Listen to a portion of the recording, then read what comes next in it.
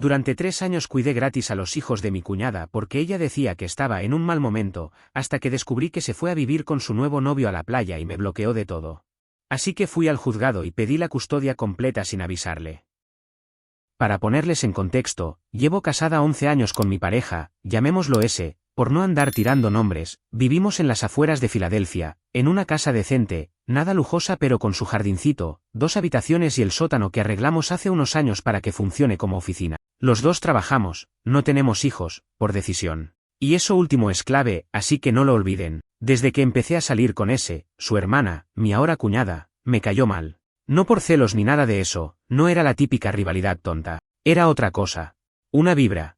De esas personas que no dicen nada directamente, pero cada cosa que sueltan viene con veneno disfrazado de sonrisita. Desde el primer día que me la presentaron, me trató como si yo no fuera suficiente. Comentarios pasivo-agresivos del tipo, ay, tú trabajas en diseño gráfico, eso da para vivir bien, o seguro no quieres hijos porque temes engordar.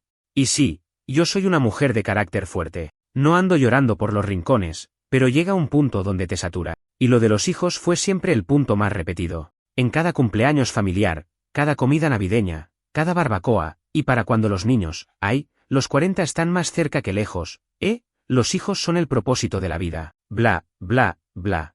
Todo eso mientras ella criaba a sus 2 criaturas, que dicho sea de paso, no eran precisamente angelitos. El mayor tenía serios problemas de conducta en la escuela, rompía cosas, gritaba a profesores, y la pequeña, de 7 años, no podía estar 5 minutos sin hacer un berrinche porque no tenía el iPad en la mano. Pero bueno, no me metía. No era mi circo, no eran mis monos. Lo que sí era mío, era mi casa. Y en más de una ocasión, esa mujer pretendía dejarme a los niños una horita nomás mientras se iba a hacerse las uñas, o peor, mientras se iba de fiesta con amigas. Y cada vez que le decía que no, venía el drama. Que yo era egoísta. Que no entendía lo que es ser madre. Que algún día me arrepentiría del no tener a quien amar de verdad.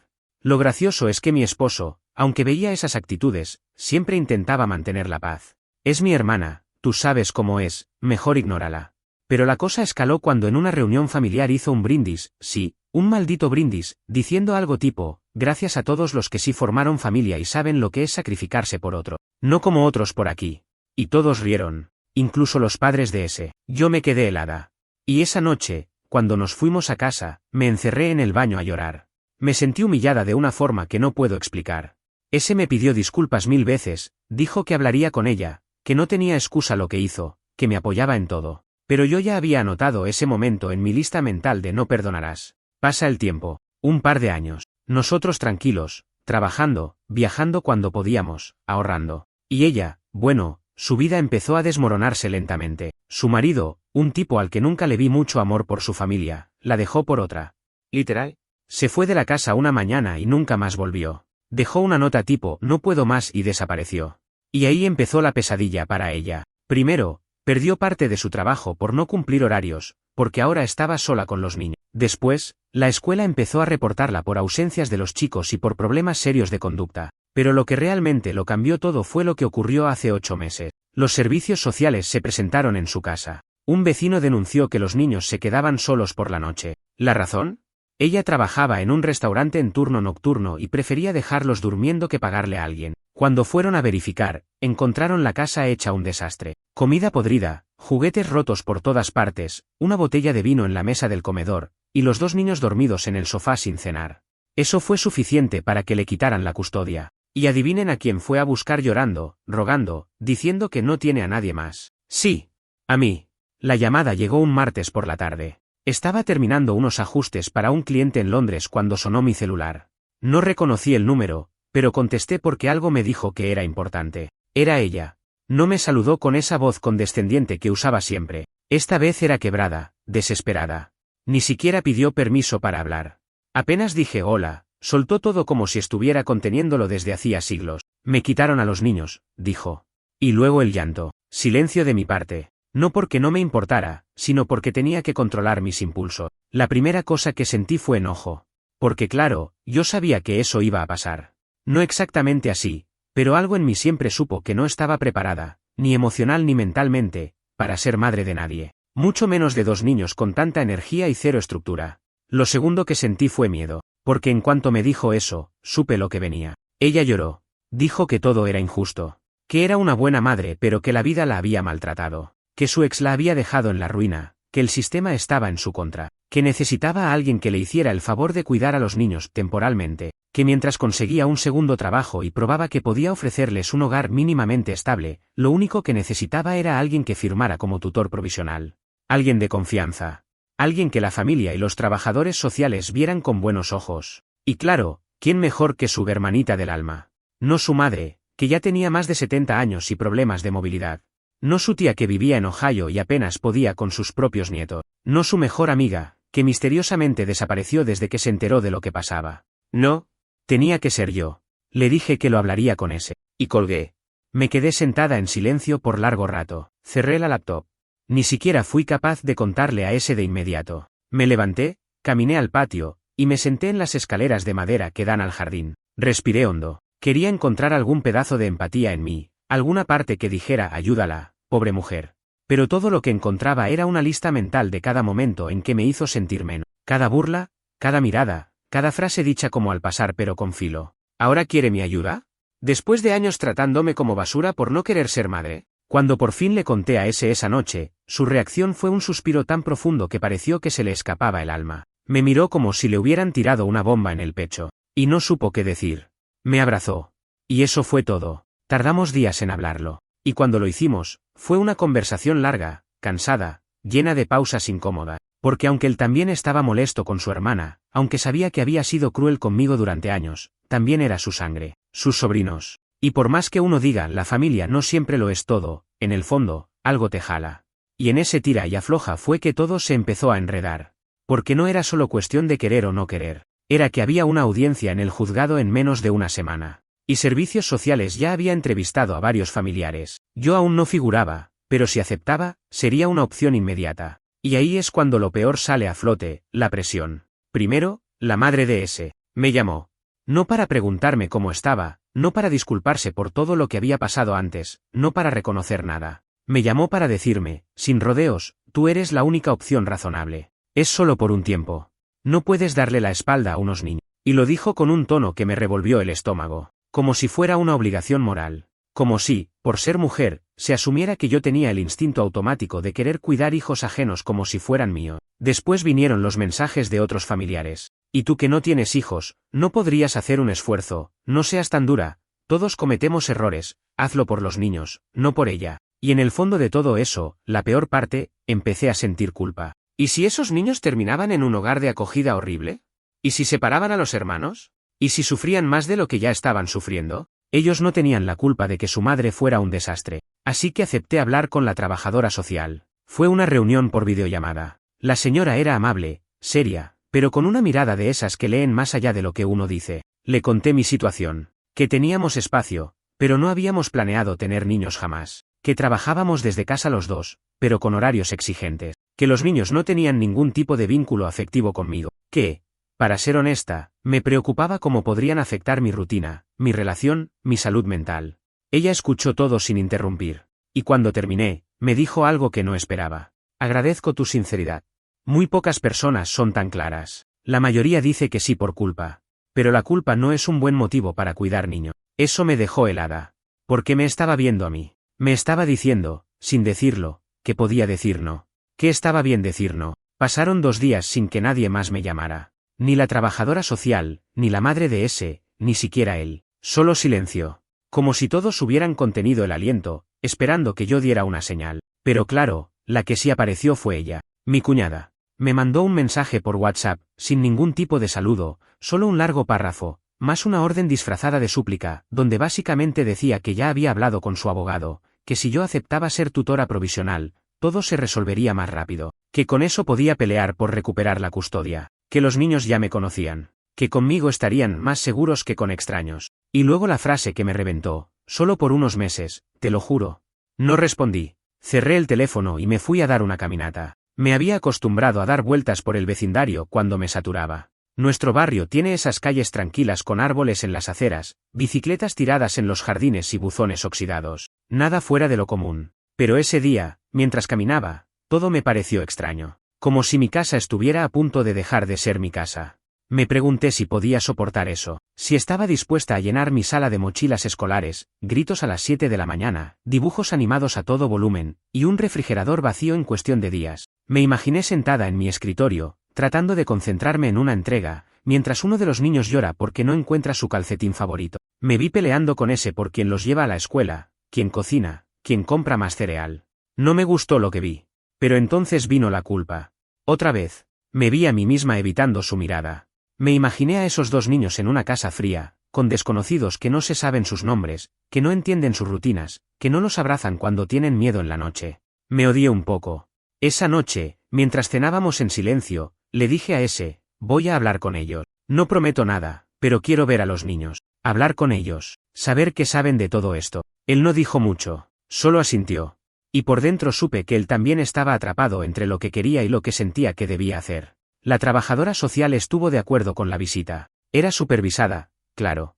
En un centro comunitario, con un espacio que parecía una mezcla entre aula de jardín de infancia y sala de terapia. Nos citaron para un sábado al mediodía. Llegamos antes. El lugar olía a plastilina vieja y café barato. Nos sentamos en un sofá que parecía sacado de una clínica dental de los 90. Cuando los niños entraron, sentí un nudo en el estómago. No los veía desde hacía meses. Estaban más delgados, ojerosos. El mayor no me miró a los ojos. Se sentó en una esquina con los brazos cruzados. La niña, en cambio, vino directo hacia mí y me abrazó. Me dijo, tía, ¿me puedo quedar contigo? Así, sin vueltas, sin entender del todo lo que pasaba. Me quedé paralizada. ¿Qué se supone que uno dice ante eso? Charlamos, jugamos un rato con bloques de colores. La trabajadora social nos observaba, tomaba notas. La niña no paraba de hablar. El mayor se mantenía callado. Pero lo que más me inquietó fue que ninguno preguntó por su madre. Ni una vez. Como si ya hubieran asumido que ella estaba fuera del mapa. Como si fuera normal. Cuando salimos, ese estaba visiblemente afectado. En el auto me dijo, si tú dices que no, te apoyo. Pero ellos, están perdidos. Esa frase me acompañó toda la semana. Están perdidos. Y no porque fueran malos niños. No lo eran. Pero estaban en un limbo emocional. Sin hogar real, sin estructura, sin idea de qué venía después. Eran víctimas del caos de su madre, del abandono de su padre, y ahora, del juicio de todos los demás. El lunes, la trabajadora social me llamó. Me agradeció por la visita. Me preguntó si había tomado una decisión. Le dije que no. Le pregunté cuánto tiempo podría durar la tutela provisional. Me dijo, lo mínimo, 6 meses. Lo máximo, años. Todo depende del proceso judicial. 6 meses. O años. ¿Cómo se supone que uno tome una decisión así en 2 días? Ese y yo hablamos esa noche. Por fin, sin filtros. Él dijo que podría tomarse licencia por unas semanas si hacía falta, que podríamos reorganizar el espacio del sótano, que podríamos pagar una niñera algunas horas al día, que podríamos intentar. Y ahí es cuando me di cuenta de algo, él ya había tomado su decisión. Estaba esperando que yo tomara la mía. Y sí, lo pensé. Mucho. No dormí. Revisé nuestras cuentas. Hice listas mentales de lo que habría que comprar. Pero al final, volví siempre al mismo punto. ¿Quiero esto? ¿Lo deseo de verdad, o solo lo hago porque me siento culpable? Y cuando por fin tuve una respuesta clara, supe lo que tenía que decir. Llamé a la trabajadora social al día siguiente. Le dije, acepto, pero bajo ciertas condiciones. Las condiciones no eran negociables, y lo dije así desde el principio. No iba a poner mi vida patas arriba solo para que otra persona saliera del problema sin asumir ni una pizca de responsabilidad. Si esos niños venían a mi casa, era bajo mis reglas. No estaba haciendo un favor familiar, estaba evitando que 2 criaturas terminaran rebotando entre hogares de acogida como pelotas de ping-pong. Y esa diferencia era importante para mí. No iba a ser la tía buena onda que los cuidó un rato, iba a ser quien les pusiera horarios, les enseñara a comer sin gritar y a no dejar sus zapatos en mitad del pasillo. Así que hablé con la trabajadora social y fui clara. Dije que los aceptaría, pero con tutela limitada y supervisada. Que yo no quería ser su madre, ni su figura legal permanente. Que no quería visitas sorpresas de la madre. Que cualquier contacto con ella tenía que estar aprobado y acordado con antelación. Dije que necesitaba un número de asistencia del Estado para cubrir gastos básicos. Y sobre todo, que cualquier señal de que mi cuñada intentaba usar esto para evitar su responsabilidad, yo saldría del acuerdo. Ella escuchó todo y me dijo, voy a redactar eso en el acta. Es justo. Después de colgar, me quedé sentada en la cocina con el teléfono en la mano. No me sentía aliviada. No me sentía buena persona. Me sentía como si hubiera firmado un contrato con consecuencias que no podía anticipar. Era como adoptar una bomba de tiempo, porque aunque los niños no tenían la culpa, venían cargados de todo el desastre emocional que su madre había sembrado. Los días siguientes fueron un torbellino de preparativos. Tuvimos que reorganizar el cuarto de huéspedes, conseguir camas nuevas, hablar con la escuela para los traslados, incluso ir a una tienda de segunda mano para encontrar escritorios pequeños. No sabíamos cuánto tiempo estarían, pero queríamos que al menos no sintieran que era algo improvisado. Ese se encargó de instalar cerraduras nuevas en la puerta del sótano, porque ahí guardamos casi todo lo que valoramos. Y sí, eso fue algo que tuve que procesar, esa desconfianza. No hacia ellos en sí, sino hacia todo lo que representaban. El día que llegaron, fue incómodo. No hubo abrazos, no hubo alegría. Llegaron con 2 bolsas plásticas llenas de ropa mal doblada y una caja con juguetes rotos. La trabajadora social los trajo en su auto, los ayudó a entrar y me miró con una mezcla de compasión y advertencia, como si supiera lo que me esperaba, pero no pudiera decirlo. Les mostró su nuevo cuarto, les dijo que yo estaría a cargo, que debían respetar las reglas de la casa, y se fue. La niña lloró la primera noche. Quiso dormir en la misma cama que su hermano, pero él no quiso. Él simplemente se metió bajo la manta, dio la espalda y no dijo nada. Me quedé sentada fuera del cuarto por media hora, esperando que alguno saliera. No pasó. La primera semana fue un desastre. El mayor no hablaba, solo obedecía a regañadiente. Si le pedía que se lavara las manos, lo hacía pateando el piso. Si le preguntaba si quería cenar algo, respondía con monosílabos. La niña era más abierta, pero demandante. Se despertaba 3 veces por la noche. Tenía pesadillas, se orinó en la cama 2 veces, me pidió que le cantara canciones que su madre le cantaba, pero no recordaba bien cómo iban. Me pidió que la abrazara. Y yo, no sabía qué hacer. Me sentía impostora. Una extraña en su mundo. No era su madre, no era su abuela, no era nadie. Solo una mujer que antes evitaba estar sola con ellos y ahora debía enseñarles a usar bien un cepillo de dientes. Ese fue increíble, eso sí. Paciente, firme, presente. En las mañanas, los llevaba al colegio. En las noches, les leía, jugaba con ellos, y cuando los niños se dormían, me miraba con ese rostro agotado pero sereno, como diciendo, estamos haciendo lo que toca. Yo, en cambio, no sabía cómo sentirme. Algunos días estaba tan cansada que quería meterme en el auto y manejar hasta desaparecer. Otros, los observaba dormir y pensaba, ¿será esto algo parecido al amor? La madre, mientras tanto, seguía enviando mensajes. Primero eran agradecimientos, luego comenzaron las sugerencias. ¿Podrías cortarle el pelo al mayor? Está muy largo. No le des mucho azúcar a la niña, se pone hiperactiva. ¿Les compraste algo nuevo de ropa? Ellos odian la ropa vieja. Ignoré la mayoría. No por maldad, sino porque no tenía ni la energía ni la voluntad para entrar en un juego de control a distancia. Ella había perdido su derecho a opinar. Y aún así, me molestaba que siguiera creyéndose con poder. Un día, sin avisar, se apareció en la escuela durante la salida. La maestra me lo dijo al recogerlos, su madre vino a verlos. No estaba autorizada, así que tuvimos que intervenir. Me temblaron las manos. Esa noche llamé a la trabajadora social y exigí que dejaran constancia. No iba a permitir que los niños fueran expuestos a más caos. Ella prometió actuar. Me envió un correo confirmando que a partir de ahora no podría acercarse sin previa autorización judicial. Aún así, el daño estaba hecho. Esa noche, el mayor me preguntó si su madre lo odiaba. Y yo, no supe qué responder. Después de lo que pasó en la escuela, algo cambió en el ambiente de la casa, como si una tensión invisible se hubiera instalado en cada rincón, en cada rutina. El mayor, llamémoslo simplemente él, porque me cuesta escribir sus nombres sin sentir que estoy rompiendo una barrera que no me corresponde cruzar, empezó a cerrarse más. Ya de por sí era un niño callado, con una mirada que no debería tener alguien de su edad. Pero después de ver a su madre sin poder acercarse, sin que le permitieran abrazarlo, algo en él se apagó del todo. Empezó a tener episodios de ira. Silenciosa, pero muy presente. Cerraba la puerta de su cuarto con más fuerza. Daba manotazos a la mesa cuando no quería comer. Me miraba con ese odio contenido que no sabes si es para ti o para el mundo. Y lo entiendo. No soy la villana de esta historia, pero tampoco soy su refugio. Soy la mujer que un día les dijo que no tenía hijos porque no los necesitaba. Y ahora soy quien le dice que se lave los dientes y que no puede ver la tablet antes de terminar la tarea. La niña era otra cosa. Pegajosa, cariñosa hasta el punto de asfixiar. Me seguía por la casa como un cachorro. Me preguntaba si podía dormir en mi cama, si podía ayudarme a cocinar, si podía ver fotos mías de cuando era niña. Me decían mami a veces sin darse cuenta, y luego se corregía y bajaba la cabeza.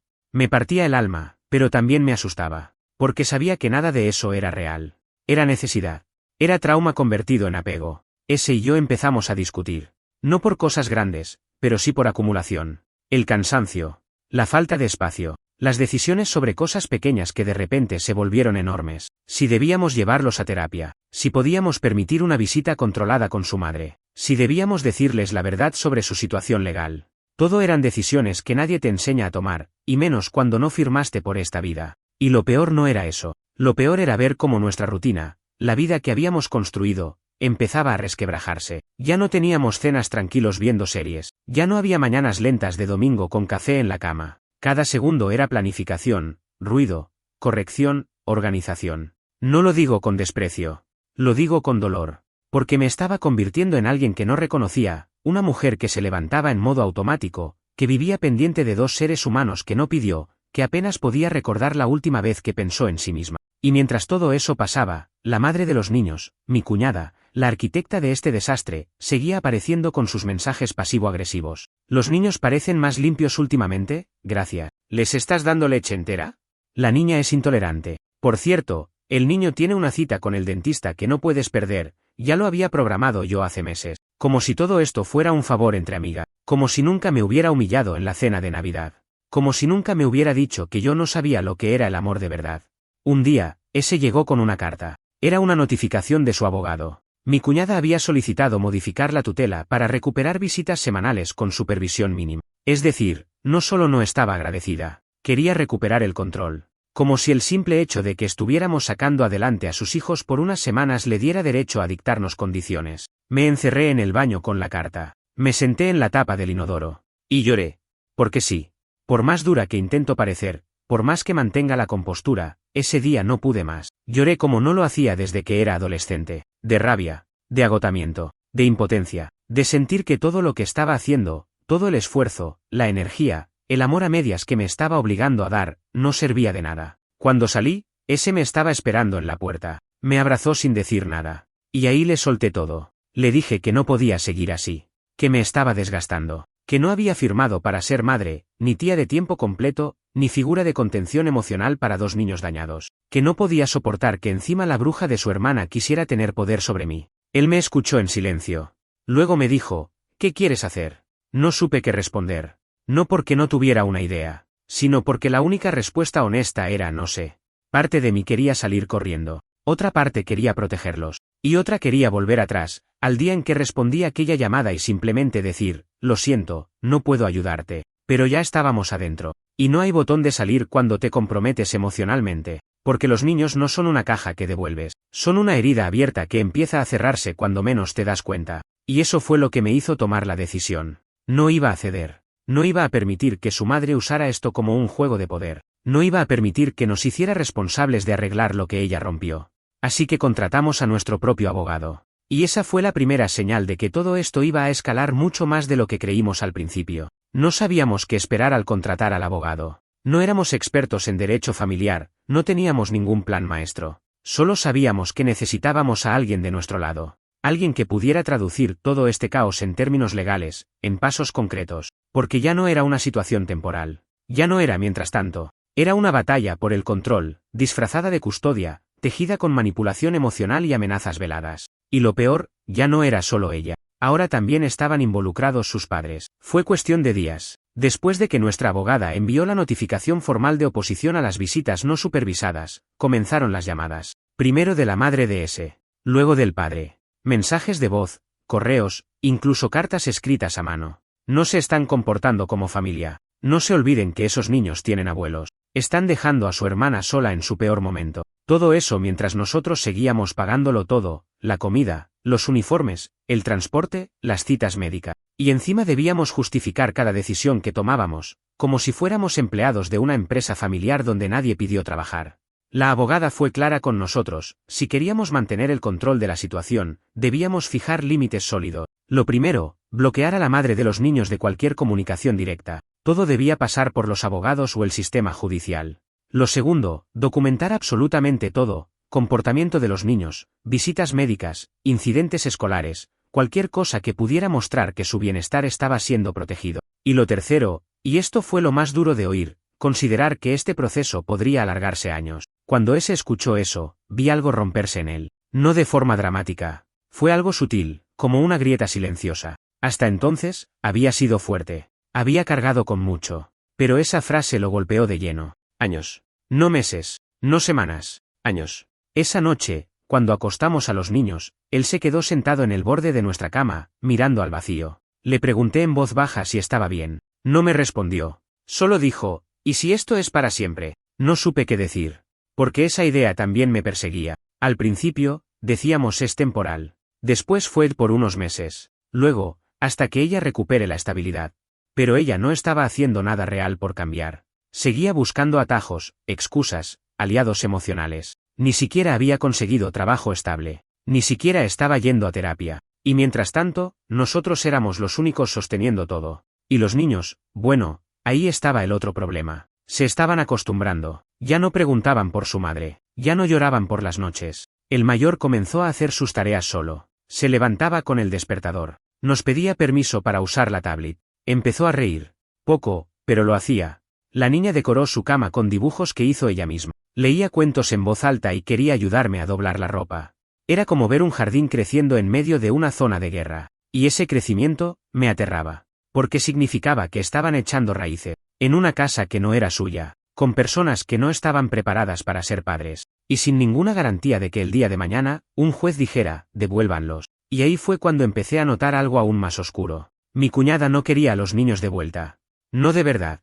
Sí, hacía sus teatrales llamados. Sí, aparecía llorando a las audiencias. Pero su vida no estaba orientada a recuperarlos. No había un plan. No había esfuerzo real. Solo movimiento superficial, como quien sacude una caja vacía para que parezca que pesa algo. La abogada nos lo confirmó. Reunida con el abogado de la otra parte, escuchó algo perturbador. Su defensa legal consistía en demostrar que los niños estaban mejor con nosotros, para librarse de la responsabilidad. Es decir, no era una batalla por recuperarlos. Era una maniobra para soltar la carga sin quedar como la madre que abandonó a sus hijos. Era lavarse las manos sin parecerlo. Y eso me revolvió el estómago como pocas cosas. Ahí decidimos frenar en seco. No íbamos a jugar ese juego. Si ella quería desaparecer, debía hacerlo con responsabilidad.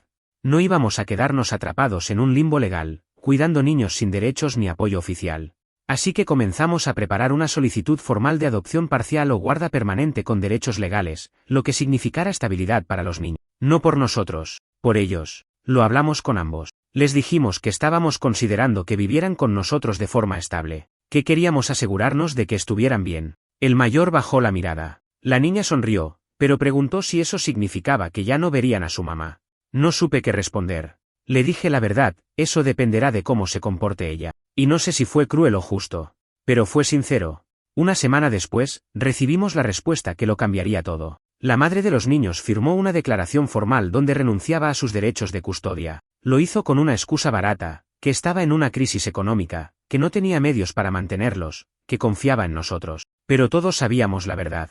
Nos los dejó. Y aunque yo me había preparado para ese momento, cuando lo leí, sentí que el aire me faltaba. No por rabia. No por tristeza.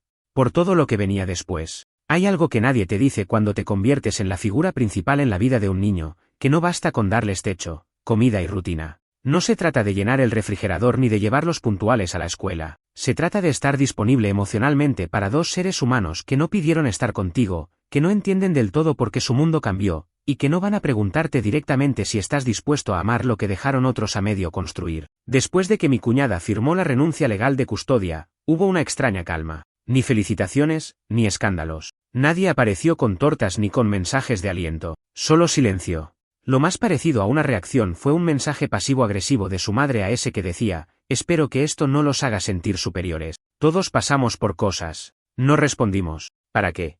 En el fondo, sabíamos que el abandono estaba disfrazado de decisión adulta. Y nadie quería admitir que los niños fueron simplemente dejados atrás, como si fueran muebles que ya no caben en el nuevo apartamento. Legalmente, las cosas avanzaban. Con la ayuda de la abogada, preparamos la solicitud de guarda permanente. No era adopción formal todavía, pero sí una forma de blindar la situación para que los niños tuvieran seguridad jurídica, y nosotros, algo de control. No era fácil. Había que presentar evaluaciones psicológicas, informes escolares, y pasar por un proceso de visitas supervisadas del Estado para evaluar el entorno. Y sí, aunque ya vivían con nosotros desde hacía meses, de repente nuestra vida estaba bajo el microscopio. Revisaban todo, hasta los dibujos colgados en la puerta del refrigerador. Pero lo más duro no vino del Estado, vino de los niños. Porque cuando un niño empieza a sentir que va a quedarse en un sitio para siempre, también empieza a probar los límites de ese lugar. La niña, que antes era dulce y dócil, empezó a tener episodios de celos. Me pedía que la abrazara y si no lo hacía en el momento exacto en que lo pedía, gritaba. Se tiraba al suelo.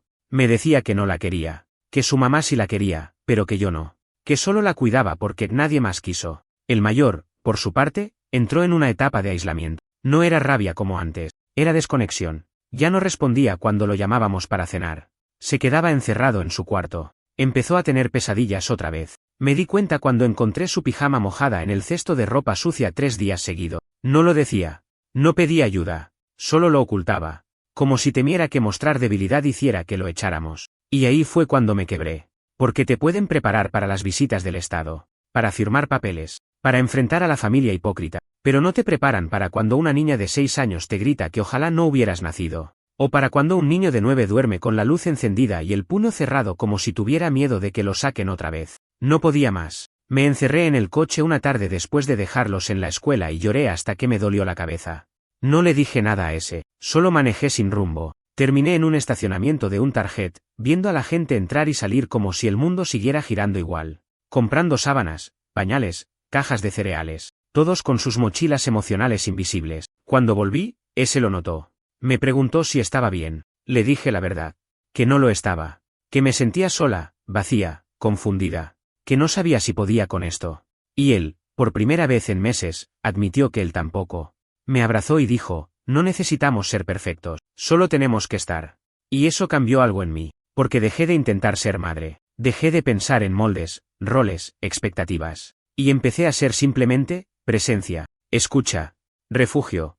Imperfecto, pero real. Llevamos a los niños a terapia. Empezamos sesiones familiares. No mágicamente, no con risas forzadas. Con silencios incómodos, dibujos torpes y lágrimas en salas frías con sofás baratos. Pero algo empezó a moverse. El mayor, un día, me dejó una nota en mi escritorio. No decía mucho, solo, gracias por no irte. Y la niña, una noche, me pidió que la arrope como si fuera tu hija de verdad.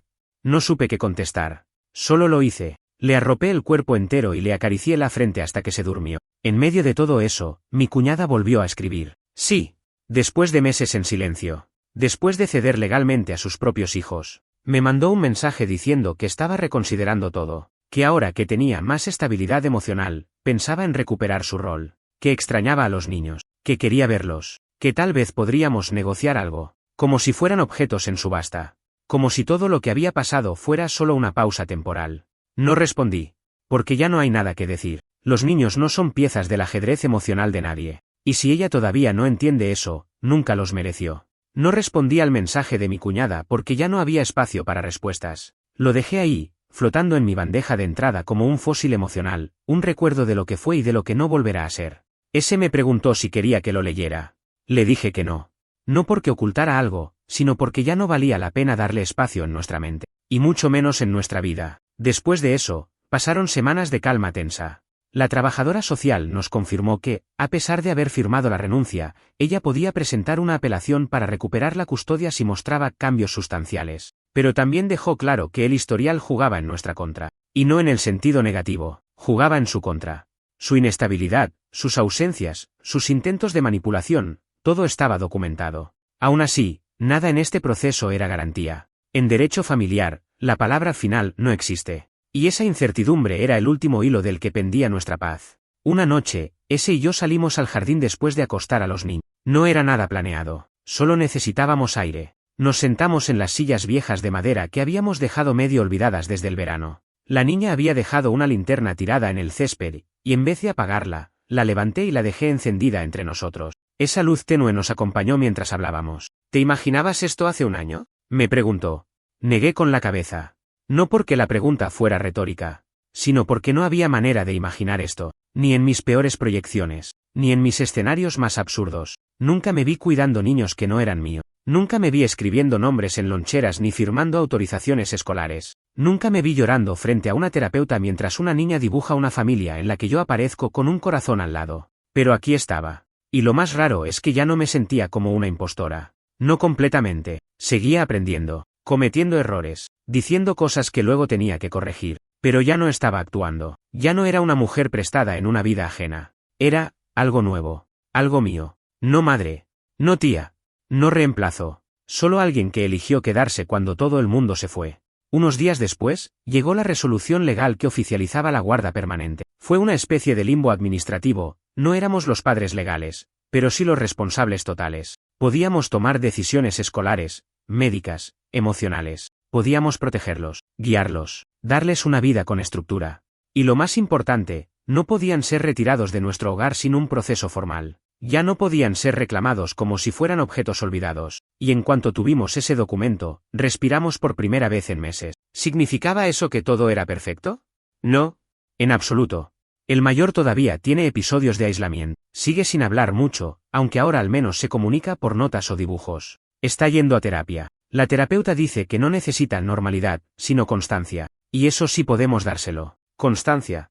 No gritos, no cambios repentinos, no amenazas de abandono. La niña ha mejorado en la escuela. Todavía es sensible, todavía llora con facilidad. Pero ahora me busca cuando se siente mal. Me abraza por detrás mientras cocino. Me pregunta si puede dormir 5 minutos más en mi cama. A veces le digo que no, a veces le digo que sí. Aprendí que no todo tiene que ser correcto todo el tiempo. Y con ese, bueno, nos reinventamos. Ya no somos la pareja sin hijos que viaja y trabaja desde cafeterías bonitas. Ahora somos dos adultos que se turnan para revisar mochilas, preparar cenas sin cosas verdes porque ellos odian lo verde y negociar con seguros médicos. Hay días que nos peleamos por tonterías. Hay días que terminamos abrazados en silencio, solo agradeciendo que el otro siga ahí. No estamos enamorados como al principio, pero estamos eligiéndonos todos los días. Y eso pesa más. Mi cuñada, por cierto, no volvió a escribir. Supimos por terceros que se mudó a otro estado, que consiguió un trabajo de medio tiempo, que anda diciendo por ahí que le robaron a sus hijos. Y quizás lo cree.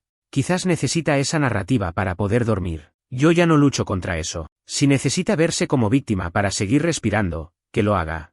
Pero aquí no tendrá escenario.